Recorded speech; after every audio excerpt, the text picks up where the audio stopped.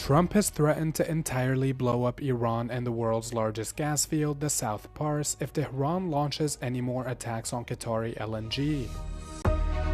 The European Central Bank has kept its key deposit rate unchanged at 2% as it assesses the fallout from the Middle East war. Denmark and its allies reportedly deployed troops to Greenland in January because they feared a U.S. invasion. U.S. President Donald Trump has threatened to blow up the entirety of Iran and the world's largest gas field, the South Pars, after Tehran launched an attack on Wednesday targeting Qatari LNG.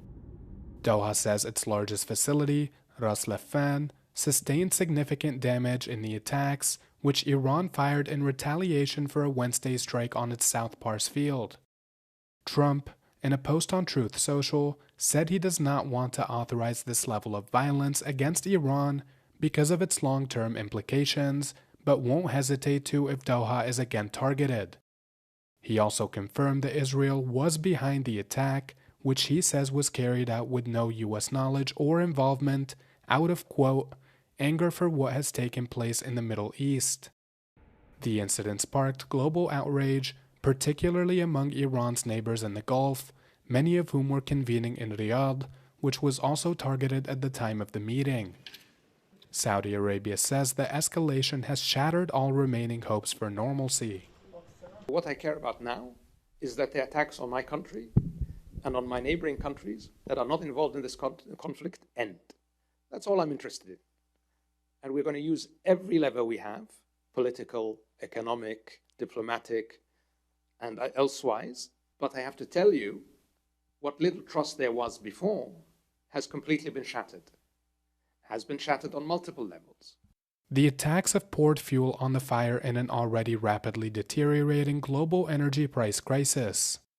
Brent crude hovered consistently around the $100 a barrel mark prior to attacks on Iranian and Qatari gas fields, which is already 40% higher than pre-war figures, but has since shot up to $108. Fighting continues to rage as U.S.-Israeli attacks pummel Tehran daily, and Iranian attacks target Israel and the wider region.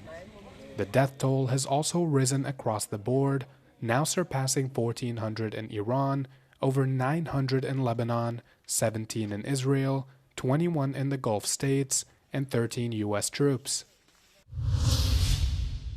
Iran has ramped up its attacks on energy sites across the Middle East overnight. It comes as the Iranian Revolutionary Guard have said we're entering a new era of war. Here in the UAE, the Habshan gas facility in Abu Dhabi was closed in the early hours due to a strike. Then we're hearing of similar reports across the region in Riyadh, in Saudi Arabia. Several sites were attacked in Qatar overnight, resulting in significant damage. Now, all three countries have condemned these attacks on these sites, saying it can lead to global security issues. And of course, they come off the back of Israel attacking the South Pars gas field. That's Iran's largest gas field. Interestingly, President Trump came out overnight saying he had no idea that these attacks were going to take place. And he's condemned any further attacks on Iran's energy infrastructure. Now, this morning, Iranian media have issued a statement, supposedly from the new supreme leader, Mojtaba Khamenei, saying that he is condemning the killings of several of his senior leadership members, including Ali Larijani, who was his security chief. We're also having reports coming out of Tehran saying that Iranians are opposed to this regime and they're now taking to the streets in protest. Jane Witherspoon, Euronews in Dubai.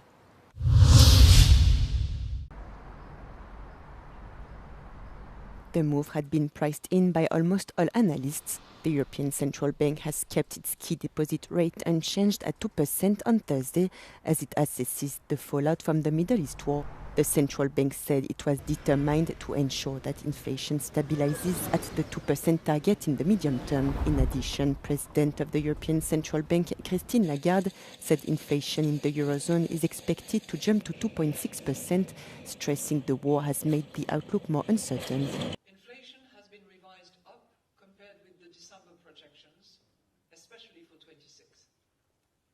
Because energy prices will be higher owing to the war in the Middle East. The ECB considers that the Iran war will foster inflation through higher energy prices in the short term. Yet the bank says its long-term consequences will depend on the intensity and the duration of the conflict and on how energy prices affect consumer prices and the economy.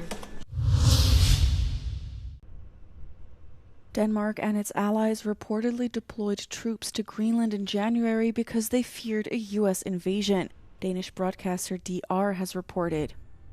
DR said it had seen a military operations order dated the 13th of January, which served as the basis for the deployment of Danish forces in the autonomous Danish territory as tensions spiked over U.S. President Donald Trump's bid to annex it. The document described an operation organizing the defense of Greenland immediately after the U.S. operation in Venezuela to oust President Nicolas Maduro. In January, several EU nations, including France, Germany, Sweden, the Netherlands, and others, sent troops to Greenland under a Danish-led NATO exercise dubbed Arctic Endurance. But several military officials told DR that it was a real deployment and not an exercise. Trump has repeatedly said he believes the U.S. must control Greenland to ensure its national security, and long refused to rule out the use of military force to get it. After several intense weeks of aggressive remarks that plunged the alliance into its deepest crisis in years, Trump backed down from his threats in late January, announcing that he had reached a framework agreement on Greenland with NATO's Secretary General, the details of which remain vague. After witnessing the US administration's confrontation with Denmark and the EU over Greenland, Iceland now sees EU membership as a safe bet. The country's foreign minister told Euronews in an interview on Europe Today that EU membership would strengthen the country's economic security. But first, the island nation will put the question to a referendum due on August 29, where voters will be asked if they favor the revival of formal talks for EU membership. It's just a simple question, Should we continue the negotiation talks, yes or no? And from my point of view, if you say no, you are closing a lot of doors. Instead of saying yes, should we not continue, see what kind of negotiation and agreement we will get. Iceland watched with trepidation when US President Donald Trump said last January that he would take Greenland. On Thursday, the country's foreign minister maintained relations with Washington were intact and urged the EU to act like a superpower. The European Union is a superpower, and they should act like a superpower, if I could say so. And you just, if you watch and recall the Greenland's agenda from the US part, it was quite clear that the European Union was a backbone for Denmark and Greenland when these statements were made on the US behalf. And I think that was beneficial for Denmark, but it was also useful for us in Iceland to see, okay, European Union and most of the countries, they can stand with other nations when they are, in a way, attacked. Iceland has been a member of the EU's single market through the European Free Trade Association, EFTA, since 1970. The island, with a population of around 400,000, is also part of the EU's Schengen free travel area.